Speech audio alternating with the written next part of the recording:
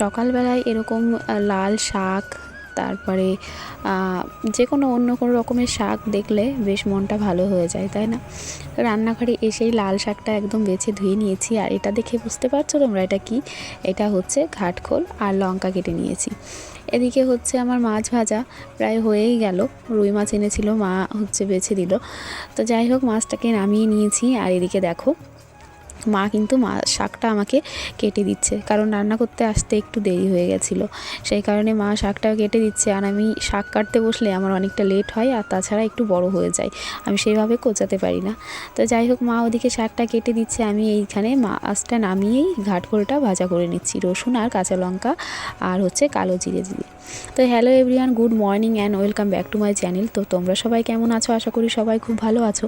আমার এই ছোট্ট পরিবারে তোমাদের আবার অনেক অনেক স্বাগত। তো এদিকে আমি হলুদ আর নুনটা দিয়েই আর কি ঘাটখোলটা করে নিচ্ছিলাম, ভেজে নিচ্ছিলাম। আর এই যে রোদ্দুর গরমে তোমাদের সঙ্গে যে একটু কথা বলবো, সেটা আর কি তাড়াহুড়োর জন্য করতেই পারছিলাম না। তো ভাবলাম আগে শাকটা উনুনে দিয়ে নিই। দেখো, আমি এখানে হচ্ছে কটা আর কি বাদাম বেছে নিয়েছি, আর এই যে পেঁয়াজ কুচি, কাঁচা লঙ্কা দিয়ে লাল শাকটাকে দিয়ে দেবো। রান্নাঘরে আসতে দেরি হয়েছিল, কারণ মিঠি আজকে অনেক সকালে ঘুম থেকে উঠেছিল, আর উঠেই বায়না, সকালবেলা উঠেই আর কি কান্নাকাটি করে ঘুম থেকে উঠেছে। তো সেই কারণেই এটা ওটা করতে গিয়ে, ওকে খাওয়াতে গিয়ে অনেকটা দেরি হয়ে গেছে। তো তারপরে আর কি তোমাদের দাদাভাইয়ের সঙ্গে একটু ঘুরতে গেল, আর এখন বসে আছে আমাদের বাইরে ওইখানে খাটের ওপর। তো মা শাকটা কেটে দিয়ে চলে গেছে। আর সকালবেলা আজকে বাবাকে চা করে দিয়ে আমরা তখন আর কি চা আর মুড়ি খেয়ে নিয়েছিলাম, আর কিছু আর কি করা হয়নি। এখন বর্তমানে রুটি আর করা হচ্ছে না, গরম পড়ে গেছে।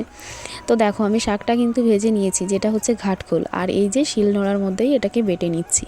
আর ওপরে কি বসিয়ে দিয়েছি জানো? গ্যাসে হচ্ছে এখন আর কি উচ্ছে দিয়ে আর মাছ দিয়ে আর কি তরকারি, আর হচ্ছে ভেন্ডি কেটে দিয়েছিল মা, ভেন্ডিটাও কেটে দিয়ে গেছে। তো সেইটা দিয়েও একটা ছোট্ট তরকারি হচ্ছে, মাছের একটু মাথা ছিল, তো সেইটা দিয়ে আজকে আর ছোটো মাছ দেয়নি।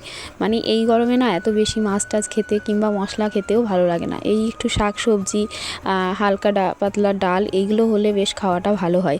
মানে এই অতিরিক্ত গরমে বেশি রকমের কিছু আর কি মশলাপাতি খেলে না শরীরেরও সমস্যা, আর তেমন অত খেতেও ভালো লাগে না। তো যাই হোক, শাক পাতা দিয়েই আজকে আর কি ঘাটখোল লাল শাক, এটা দিয়েই খাওয়া দাওয়া বেশ ভালোই হবে। তো দেখো, এদিকে কিন্তু উচ্ছের তরকারিটা আমার প্রায় হয়েই গেল, আর কি সম্বারা দিলেই হয়ে যাবে। আর ভেন্ডির তরকারিটাকে আমি এক সম্বারা দিয়েই আর কি ফোড়ন দিয়ে দিয়েছিলাম। তো এই যে দেখো, লাল শাকটাকে আমি বাদাম দিয়ে ভেজে নিয়েছি, আর একটু কাঁচা পেঁয়াজ কেটে নিয়েছিলাম, আর ঘাটখোলটাকেও বেটে রেখে দিয়েছি থালাতে। এদিকে ওয়েদারের অবস্থা দেখতে পেলে একদম মেঘলা অবস্থা, কিন্তু গরম কিন্তু প্রচণ্ড, তাই ভাববে। আর মিস্ত্রি কাকুরা তখন সবে আর কি এলো। আর আমার ভিডিওতে আজকে কি ধরা পড়েছে দেখেছো? কয়েকটা পাখি উড়ে যাচ্ছিল।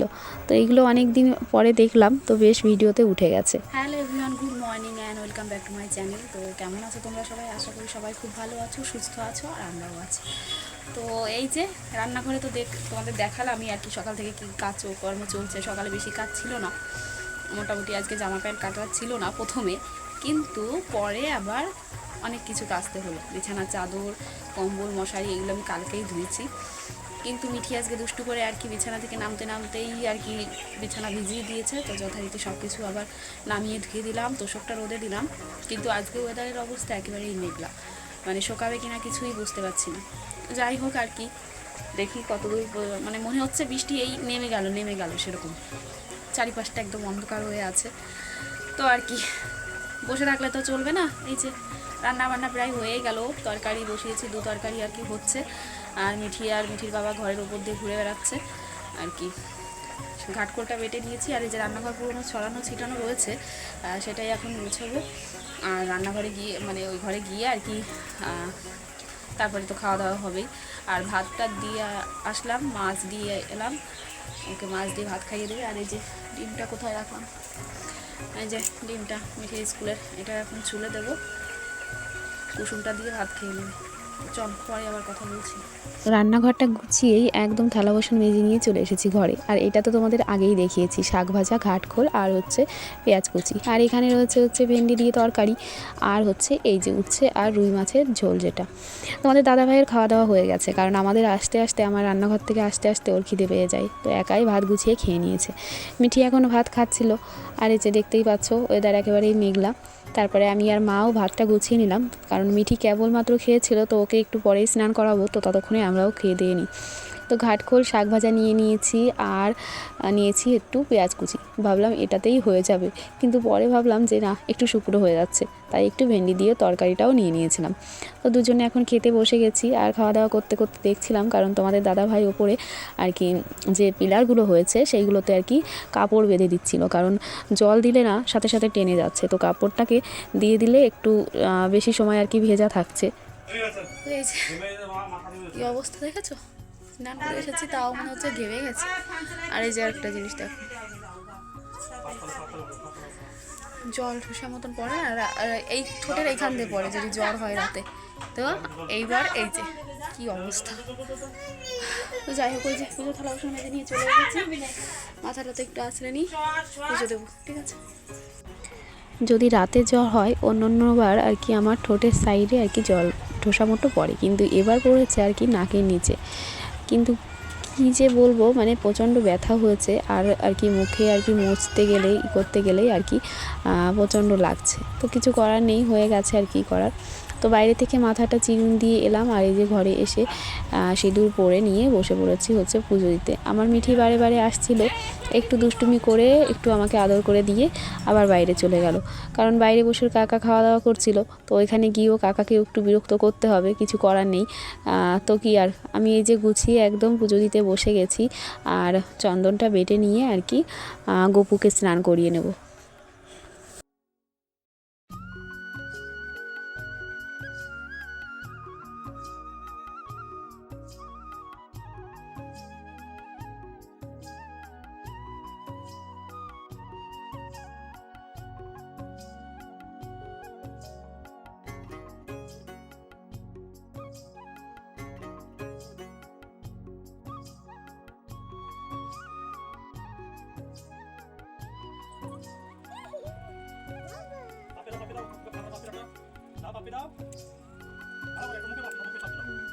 আমি পুজো দিতে বসেছিলাম, আর গপুকে নিয়ে দেখো কি করছে, তোমরা কি কেউ বুঝতে পারছো কি করছে?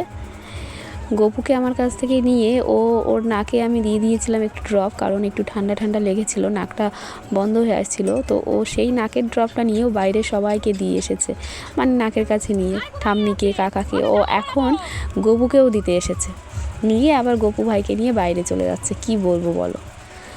তো আর কি গপুকে নিয়ে এসে ওর জামা প্যান্ট পরিয়ে দিয়ে একদম বসিয়ে দিয়ে সুন্দর করে সাজিয়ে পুজো দিয়ে দিলাম।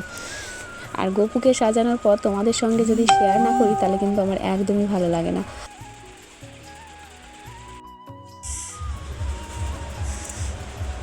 আজকে সকাল থেকে আর কি কিছু না কিছু একটা হতেই চলেছে, মানে এমনিতে তো দুদিন ধরে আর কি নাকের নিচে ওরকম জল ঠোসা পড়ার জন্য ব্যথা হয়ে আছে, আর আজকে একটু আগে কল থেকে আর কি টাইম কলে জল এসেছিলো, সেটা নিতে গিয়ে পিলারের যে কাঠগুলো মেরেছে না, একদম আমার মানে রান্নাঘরের সামনে দিয়েছিল, তো সেইটা একদম আমি খেয়াল করিনি, এমন করে চলে গেছি একদম চোখের পাশে সেই কাঠটাতে লেগেছে, প্রচণ্ড ব্যথা হয়ে যাচ্ছে একদম, মানে আরেকটু হলে চোখেই লেগে যেত।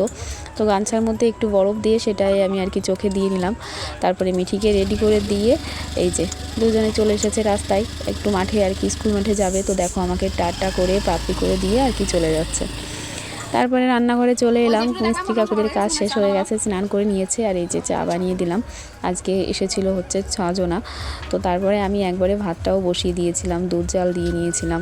সন্ধ্যার পরে আর তোমাদের সঙ্গে কথা বলা হয়নি, মিস্ত্রি কাকুদের চা বানিয়ে দিলাম, তারপরে আর কি করব, ভাতটা রান্না করে নিয়ে চলে এসেছি, আজকে তো হচ্ছে সিদ্ধ ভাতই করেছি, সিদ্ধ ভাত করে চা বানিয়ে নিয়ে গেছিলাম হচ্ছে মামিদের বাড়ি, মা আর মিঠি তো আগেই গেছিলো, তো চা বানিয়ে ফ্লাক্সে করে নিয়ে মামিদের বাড়িতে গেলাম। মামি এসেছিলো সন্ধ্যার সময়, বললাম বসতে চা খেয়ে যেতে, তো বসলো না, তো ভাবলাম যে দিদিরাও রয়েছে, তো বাড়িতে আমাদের বাড়িতে তো মিস্ত্রিদের জন্য আর আগের মতন আসা পড়ে না ওনাদের, তো ভাবলাম একটু ঘুরে আসি, অনেকদিন আমারও যাওয়া হচ্ছে না, তো এই পাশেই তোমরা তো দেখেছো আমাদের বাড়ি, তো গিয়ে একটু সবাই মিলে বসে চাটা খেলাম আর কি, গল্প গুজব করে বাড়ি চলে এসেছি। আর মিঠিকে নিয়ে এসেছিলাম, ওকে খাইয়ে ঘুম পাড়িয়ে দিলাম, ওর জন্য তো একটা রুটি বানিয়েছিলাম, আর মা বললো যে আমি একটু পরে যাচ্ছি, তো এসে দেখো খেয়ে দিয়ে যে ঘুম পাড়িয়ে দিয়েছি আজকে দুপুরে, তো মানে দুপুরে এই কদিন ঠিক করে ঘুমোচ্ছে না, তো ঘুমিয়ে পড়েছে। মশারিটা টানিয়ে দিয়ে আমি এই নিচেই বসলাম, কটা রয়েছে, পাতা রয়েছে, সেগুলো একটু বাচ্ছি। আর মা এখনও আসেনি, বললো একটু পরে আসবে। সে যাই হোক, বসে হয়তো গল্প করছে। তো আর কি, সিদ্ধ ভাতটা রান্না হয়ে গেছে, মিঠি হয়েছে, ঘুমিয়ে পড়েছে, আর আমি বসে বসেই এখন একটু টুকটাক কাজ করছি। মা আসবে, আর খাওয়া দাওয়া হতে হতে এখনও বহুত দেরি, সবে কেবল মনে হয় বাজে 8টা সাড়ে 8টা মতো। খাওয়া দাওয়া করতে করতে প্রায় বেজে যাবে হচ্ছে 10টা কিংবা 9:30, 10টা তো এরকমই বাজবেই।